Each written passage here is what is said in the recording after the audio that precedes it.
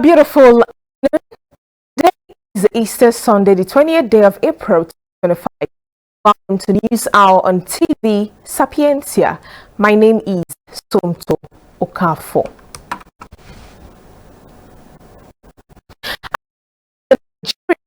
Counterpart of the Restoration of Jesus Christ, prominent Nigerian political figures, including former Peter Obi and several serving and former state governors, among others, have harped on the virtues of love, sacrifice, unity, and peaceful coexistence. In their separate Easter messages, for a renewed sense of national cohesion and empathy, citizens to rise above divisions and work collectively towards peace and progress in the country. And it's a measured Easter Sunday for millions of Nigerian faithful as a gale of grisly killings pockmarked Plateau and Benue State, both in the Middle Belt area of the country. According to official data, over 100 residents were killed by bloodthirsty murderers who unleashed mayhem on communities in the Bokos and Basa local government areas of Plateau State. The death toll in the April 2025 attacks was the highest casualty figure in the spate of killings recorded in the state after daredevil criminals killed about 150 residents in Bokos on Christmas Eve in 2023. Governor Caleb Mufwang described the fresh killings of his people by sophisticated weapon-carried murders as genocidal, stating that over 60 communities have been taken over by the land-grabbing criminals. In neighboring Benue, the situation was not anywhere different as suspected herdsmen wreaked havoc on local communities, killing scores and displacing thousands of residents. Governor Hyacinth Alia has since appealed to the Bola Tinubu presidency to step up and deal with rising insecurity in the state, as the death toll from the recent attacks by suspected herdsmen on Ukum and Logo local government areas in the state rose to 56 on Saturday. The National Drug Law Enforcement Agency is advocating for mandatory drug testing for all prospective members of the National Youth Service Corps (NYSC). NDLEA Chairman Brigadier General Buba Mawa, retired, said the agency is tackling drug abuse by promoting drug testing in universities, communities, and among families. He spoke during a Training the Trainer event organized by NDLEA in partnership with Mountain of Fire and Miracles Ministries in Abuja on Saturday. The initiative aims to equip church leaders and community influencers with tools to educate youths, prevent drug use, and support families battling addiction. Represented by Mrs. Ngozi Madubike, NDLEA's Director of Drug Demand Reduction, Mawa, said drug tests of NYSC would help deter substance use. He explained that the test would also enable timely support and intervention for those who test positive for drugs during orientation. The program is part of the War Against Drug Abuse campaign aimed at reducing drug demand and building stronger support networks for the youths.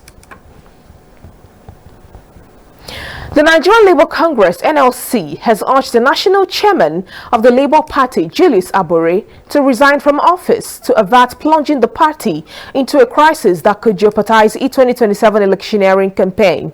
Acting chairman of the NLC Political Commission, Professor Theophilus Ndubuako, said this in an interview with Sunday Punch. Ndubuako disclosed that the embattled LP chairman had, through his lawyer, sought an out-of-court settlement 2 weeks before the Supreme Court's judgment, seeking to step down in exchange for certain conditions. According to the union leader, Abure still has the opportunity to honor his pledge before the NLC takes a drastic decision to eventually flush him out of the party secretariat. The Independent National Electoral Commission (INEC) has said it has not set a date for the by-elections to fulfill vacant seats in the National Assembly and some state houses of assembly. The Senate had passed a resolution urging INEC to hold elections for the 2 vacant senatorial seats. The 2 vacant senatorial seats are Edo Central, previously held by Senator Monday Okpebholo, who is now the governor of Edo State, and Anambra South, which became vacant following the death of Senator Ifeanyi Ubah. Earlier in February, the House of Representatives directed its Committee on Electoral Matters to summon INEC leadership to explain the reasons behind the delay in organizing the polls. 5 seats are currently vacant in the Green Chamber, including Edo State Ovia North South Federal Constituency, vacated by Dennis Idahosa following his election as Deputy Governor.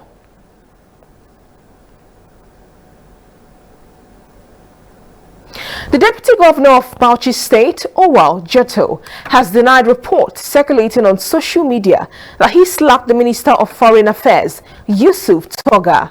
Addressing journalists in Bauchi, the press secretary to the Deputy Governor, Muslim Lawal, dismissed the allegation, stating that Jetto would never engage in such conduct.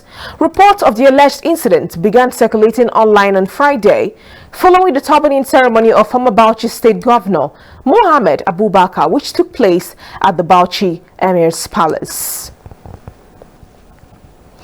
The Lagos State Emergency Management Agency, LASEMA, on Sunday morning today, confirmed that 3 fatalities have so far been recorded at the site of the building collapse at Oremeta Street, Ojodu Bega, Lagos.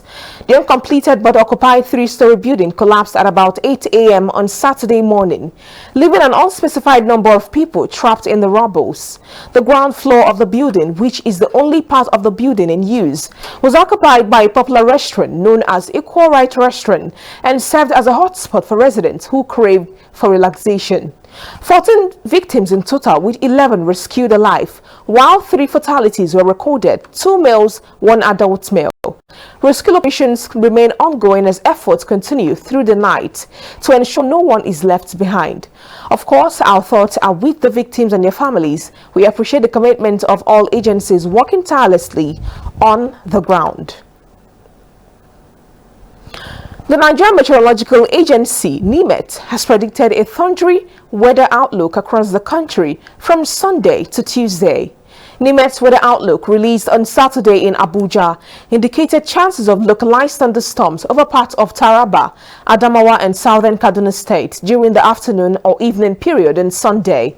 According to the agency, partly cloudy skies are anticipated over the north-central region in the morning hours. The agency predicted sunny skies on Monday across the northern region throughout the forecast period, with the exception of some parts of Adamawa, Kaduna and Taraba State, where isolated thunderstorms are expected during the afternoon or evening hours. On Tuesday morning, sunny skies with a few clouds are expected over the northern region, with slim chances of isolated thunderstorms over parts of Taraba State.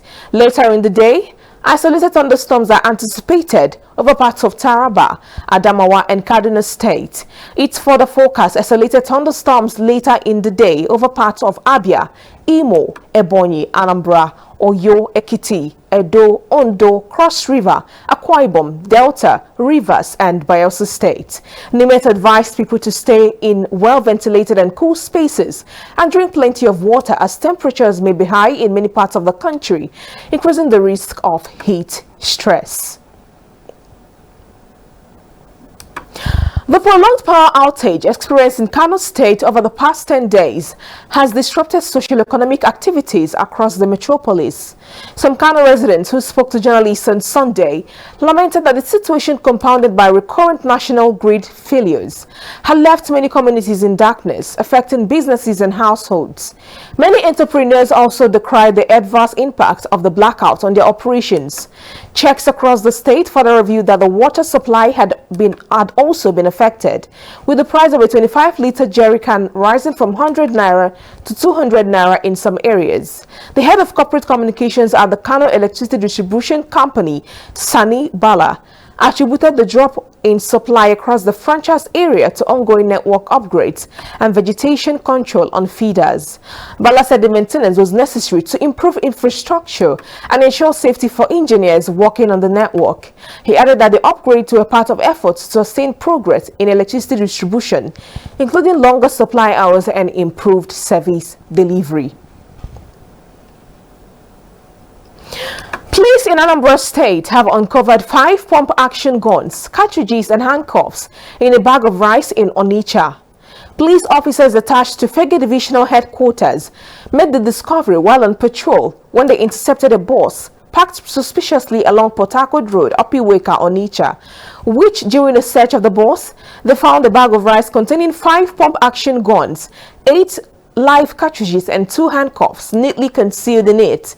The release signed by the police public relations officer, SP Tochukwu Ikenga, explained that the arms and the bus were recovered and investigations are still ongoing to unmask the culprits. A review that the operatives of the Rapid Response Squad anti-kidnapping unit acting on credible information arrested 1 Israel Akachukwu, recovered 2 pump-action guns, 2 live cartridges, 1 cutlass, 1 yellow axe, and a dagger in his apartment at Ezigwe Street, or Idemili North local government area.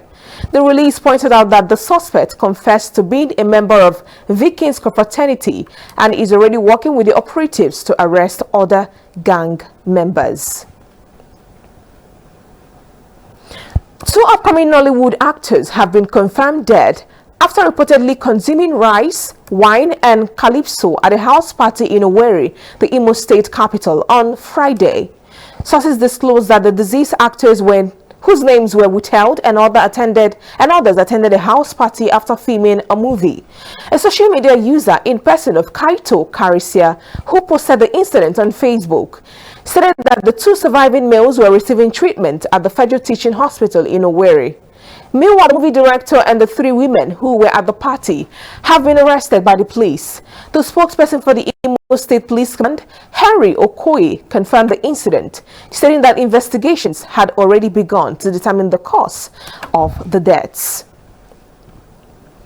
And finally, a medical practitioner, Dr. Chukwuebuka Okafor, has urged citizens to improve their personal hygiene to avoid body odor. The medical expert stated this during an interaction and said that the most common cause of body odor is lifestyle.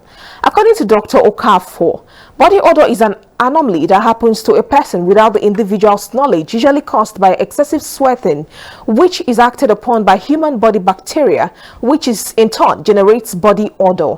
He advised everyone to imbibe the habit of proper health care, hygiene, and apply deodorants to help reduce the body odor, which according to him reduces self-confidence. All right, ladies and gentlemen, that was the news hour on TV Sapiencia.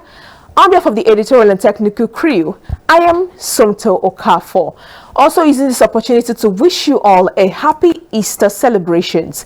May the resurrection of Christ bring us the healing, revival, and true liberty we always pray for. Of course, he is indeed risen. Good afternoon once again, and thank you for choosing Radio and TV Sapiencia. Enjoy the rest of your day.